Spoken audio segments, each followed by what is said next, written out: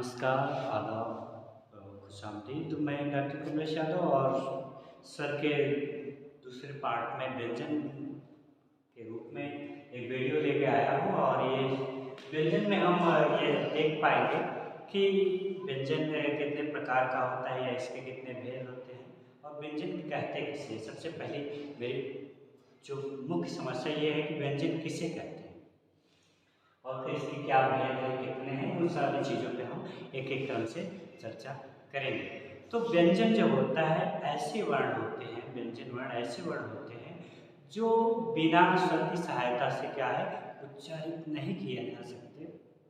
कहने का मतलब ऐसे वर्ण जो बिना अन्य वर्ण की सहायता से उच्चारित न किए जा सके वो वर्ण क्या कहलाते हैं, व्यंजन वर्ण कहलाते हैं। कौन से वर्ण कहलाते हैं, व्यंजन वर्ण। ऐसे वर्ण जो अन्य वर्णों की सहायता से क्या है उच्चारित हो, वो ऐसे वर्णों को आप क्या कहेंगे, व्यंजन वर्ण कहेंगे।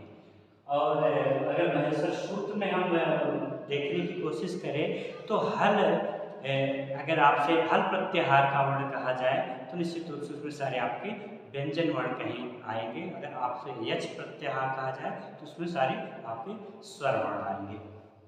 तो हम बात कर रहे थे आपके व्यंजन की। जैसा कि हम देख पा रहे हैं कि निर्भर में होता है किसी चीज के बिना सपोर्ट के, हम जब किसी चीज पे निर्भर होना या किसी बिना सहायता के जब हम उच्चारित नहीं होते तो ऐसे वर्ड क्या होते हैं, व्यंजन होते हैं।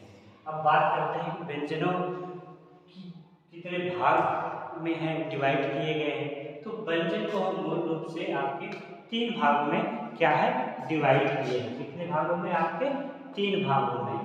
पहला आपका स्पर्श, दूसरा स्थल अंतस्थ और तीसरा आपका है क्या उष्म। कौन कौन से, स्पर्श व्यंजन, अंतस्थ व्यंजन और उष्म व्यंजन। अब हम एक एक व्यंजन पे नजर डालने की कोशिश करते हैं कि स्पर्श व्यंजन में कितने वर्ण हैं, कौन कौन से आते हैं, और अंतस्थ में कौन कौन से वर्ण आते हैं, कितने हैं, क्या है, और उसमें कौन कौन से वर्ण आते हैं, जो है उस पर चर्चा करने की कोशिश करते हैं। आपका सबसे पहले स्पर्श व्यंजन। स्पर्श मतलब ऐसे व्यंजन जिनका उच्चारण जो है उच्चारण करते समय जो है आपका स्पर्श होता है। इसमें देखते हैं आपका सबसे पहले क वर्ग आता है, च वर्ग आता है, ट वर्ग आता है, त वर्ग आता है और प वर्ग आता है। प वर्ग में से अगर हम कहें एक सूत्र है चू टू टू, मतलब उसका मतलब हो गया कि क वर्ग मतलब क वर्ग के सारे वर्ण आपके आ गए, क ख ग घ ङ पांचों आ गए। फिर इसी तरह से छ वर्ग कहे तो छ वर्ग के आपके सारे जो है व्यंजन आ गए, च छ ज झ ये। इसी तरह से ट वर्ग का पूरा आ गया। फिर इसी तरह से ट वर्ग का भी आ गया। इसी तरह से फिर प वर्ग का भी करें तो इनकी टोटल संख्या कितनी हो गई, 1 2 3 4 5। फिर 1 2 3 4 5, तो 5 में 5 इधर से हो गया और 5 इधर से हो गया, 5 बचे 25। कहने का मतलब आपसे एग्जाम में यदि क्वेश्चन पूछा जाता है कि स्पर्श व्यंजनों की संख्या कितनी है तो आप कितना बताएंगे, 25। कितना, 25। 5 बचे 25। कहने का मतलब 5 वर्ग इधर हो गया और 5 एक वर्ग में 5 5 इधर हो गए, तो 5 बचे कितने हो गए आपका टोटल 25। कितने वर्ग वर्ण हो गए, 25 वर्ण। कौन से हैं, स्पर्श व्यंजन। कौन से हैं, स्पर्श व्यंजन। स्पर्श व्यंजनों की संख्या कितनी है, 25 या 25 जो है आप कितने हैं, स्पर्श व्यंजन। अब आगे बढ़ते हैं अंतस्थ। अंतस्थ में आपका यण, ये यण जो है ये प्रत्याहार है। यण प्रत्याहार में आपके कितने वर्ण आते हैं, 4 वर्ण आते हैं। कौन कौन से, य व र और न। ये 4 वर्ण आपके किस में आते हैं, अंतस्थ वर्ण में आते हैं। किस में आते हैं, अंतस्थ वर्ण में। अंतस्थ में होते हैं ऐसे वर्ण जो अंत से उच्चारित किए जाते हैं। ये आपका जो है य व र और न, ये आपके क्या है, अंतस्थ वर्ण है। और आगे बढ़ने की कोशिश करें तो आपका क्या है, उष्म वर्ण। ऐसे वर्ण जिनका उच्चारण करने समय अंदर से गर्म सांस बाहर निकले, ऐसे वर्णों को क्या कहेंगे, उष्म वर्ण कहेंगे। प्राण ज्यादा लगती है उच्चारण में। इस सब प्रत्याहार में आएंगे। महेश्वर सूत्र में हमने बताया था, एक प्रत्याहार को बताएं जिसमें प्रत्याहार में इस सब प्रत्याहार के अंतर्गत आपके ये 4 वर्ण आएंगे। कौन से, तालव्य स्वर, मूर्धन्य स और दंत स, इन तीनों को अलग अलग नामों से जानते हैं। इसको हम तालव्य स कहते हैं, इसका उच्चारण श, और ये जो है मूर्धन्य स और ये दंत स है स, इसका उच्चारण स। और आपका ह, ये चार वर्ड आपके क्या है, ऊष्म वर्ण में आते हैं, ऊष्म व्यंजन कहे जाते हैं। इनकी संख्या कितनी है, 4 है। और इनकी भी अंतस्थ वर्णों की संख्या कितनी है, 4 है। अंतस्थ वर्ण की आपके कितने कितने आते हैं, 4 आते हैं। आपका 25, ये 4 ये और ये 4, ये 4, ये 25 4 4 मिलकर हो गए। टोटल आपके व्यंजन की संख्या कितनी है, 33 या 33 है। व्यंजनों की संख्या कितनी है, 33। टोटल व्यंजनों की संख्या कितनी है, 33। अगर ये तो हो गया आपका व्यंजनों का भेद। अगर हम व्यंजन के अन्य और भेद अगर करना चाहें तो हम उसको भी कर सकते हैं। अब व्यंजनों के अगर हम अन्य भेद करें तो सबसे पहले आपका संयुक्त व्यंजन। संयुक्त व्यंजन में आपके संस्कृत में 3 मूल हैं। एक तीसरा जो है हिंदी में पढ़ जाता है, हिंदी में 4 है और हिंदी संस्कृत में कितने, 3 है। और अगर हिंदी की बात करें सरा को लेंगे तो आपका क्या हो जाएगा, 4 हो जाएगा। अब बात करते हैं संयुक्त, ये तीनों संयुक्त व्यंजन संस्कृत में है, ये क्या है और किन से मिलकर बने हैं, उस पर हम चर्चा करने की कोशिश करते हैं। आपका छद, त्रन और ज्ञा, ये 3 आपके जो है क्या है, संयुक्त व्यंजन है। अब ये छद, त्रन, ज्ञा ये किससे मिलके बने। संयुक्त मतलब अभी हमने आपको बताया, संयुक्त मतलब होता है मिलना। किसी और दो चीजें, एक से अधिक चीजें जब मिलके नया प्रोडक्ट बनाती हैं या नई चीज का निर्माण करती है तो क्या हो जाता है, वो संयुक्त हो जाता है। जैसे आप लोग सुनते होंगे व्यवहारिक जीवन में तो ये संयुक्त गठबंधन की सरकार है, इस तरह से मतलब दो से अधिक, जब एक से अधिक चीजें मिलती हैं तो क्या हो जाएगा, वो सारी चीजें आपका संयुक्त में आ जाती हैं। तो हम अब बात करते हैं कि छद, त्रन, ज्ञा ये जो आपके 3 संयुक्त व्यंजन है, ये किन किन अन्य व्यंजनों से मिलके बना है, ये क्वेश्चन आया था। तो मूलतः जो आपका 6 है ये क और मूर्धन्य स से मिलके बना है, क और मूर्धन्य स से मिलके बना है। और दूसरा त्र आपका त और र से मिलके बना है। और ज्ञा जो है ज और इ से मिलके बना है। इससे ज जो है ज और ज्ञा से मिलके बना है। अब अगर एग्जाम में अगर आपसे पूछा जाता है कि उसमें आपसे क्वेश्चन पूछा जाएगा, जैसे ये तो दे दिया जाएगा क प्लस स दे दिया जाएगा, उसमें हलंत की मात्रा को नहीं लगाते, बस वही देखना है। हलंत की मात्रा से आपको जो है डिस्टर्ब करेंगे वो कभी।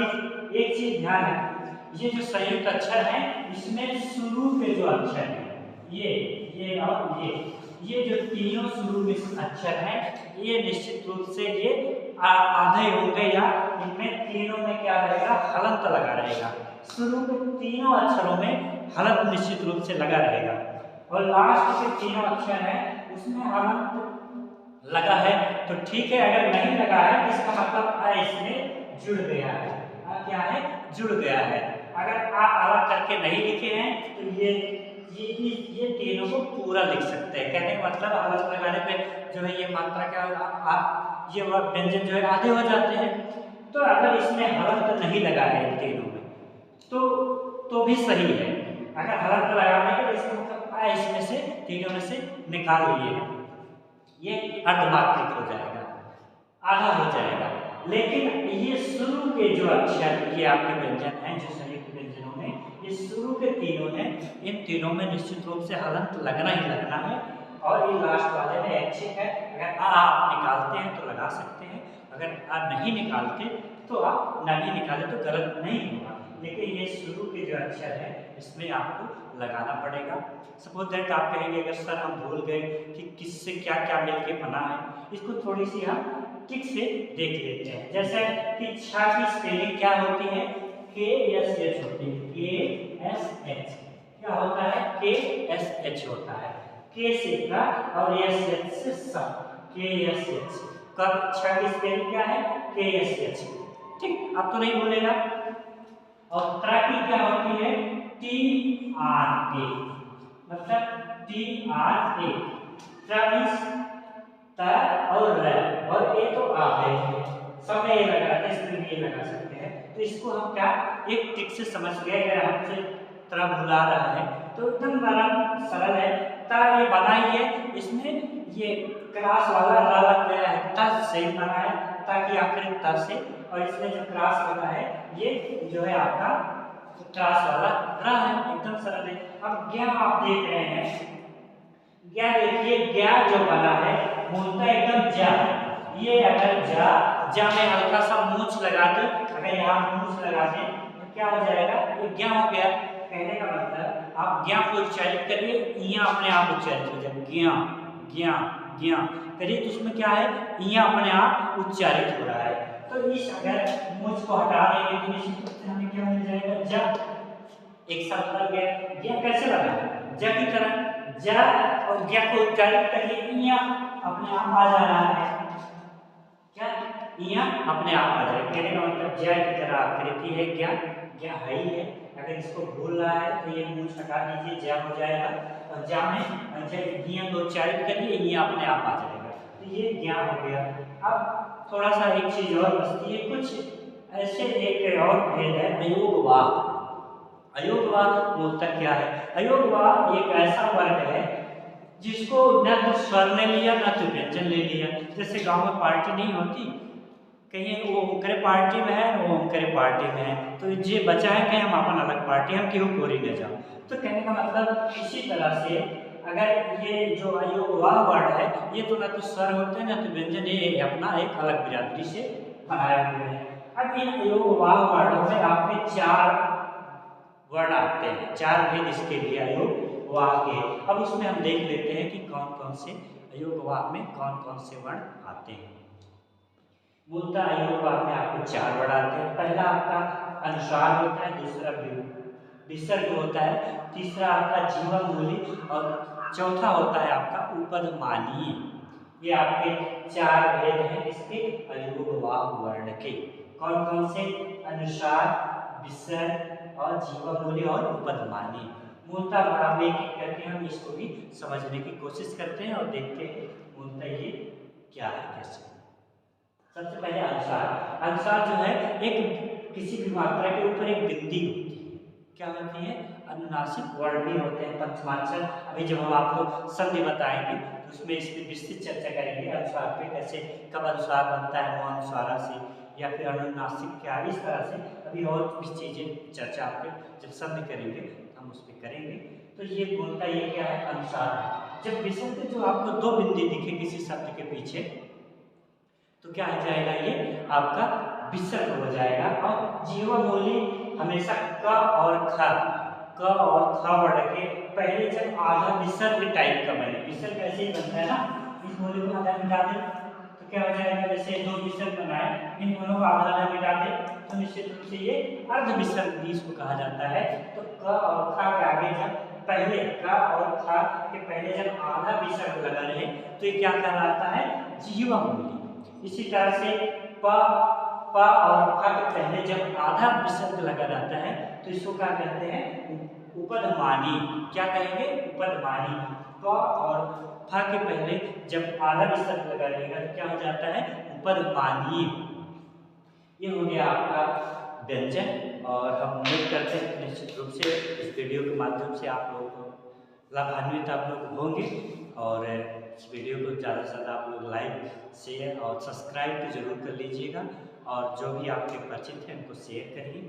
जो भी इस तरह की चीज़ें पढ़ने लिखने या फिर एग्जाम से जुड़े हैं, ग्रामर, हिंदी ग्रामर के बारे में जानना चाह रहे हैं, सबको वीडियो शेयर करिए और अधिक अधिक शेयर करिए। और हम उम्मीद करते हैं कि आप सब लोग इस तरह से सहयोग करते रहेंगे और बेहतर करने हम सबका जो है भागीदारी बनेगी। धन्यवाद।